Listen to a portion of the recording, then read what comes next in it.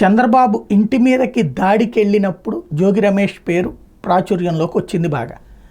సుదీర్ఘకాలం కాంగ్రెస్ నమ్ముకున్న అప్పుడెప్పుడు రాంది. అయితే అట్లాంటి జోగి రమేష్ మీకు వాస్తవంగా అట్లా వెళ్ళడం తప్పని మందలించడం కాకుండా మంత్రి పదవి నజరానా ఇచ్చి దగ్గర పెట్టుకున్నారు జగన్మోహన్ రెడ్డి. అది వన్ ఆఫ్ ద మైనస్ అయింది.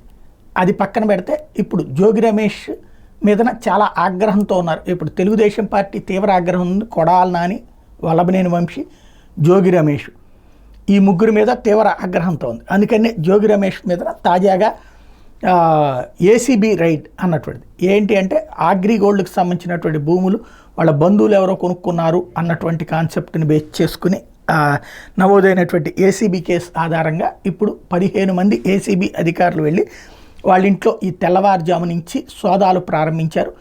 ఈ కారణంతో ఇంకేమైనా కాగితాలు దొరుకుతాయేమో అని చూస్తున్నారు. ఎందుకంటే జోగి రమేష్ ఇంతకుముందు చేసినటువంటి మంత్రిత్వ శాఖకు సంబంధించిన ఏమైనా దొరికితే దాని ఆధారంగా జోగి రమేష్ని బుక్ చేయాలని చూస్తున్నారు. ఏం జరుగుతుందో చూడాలి.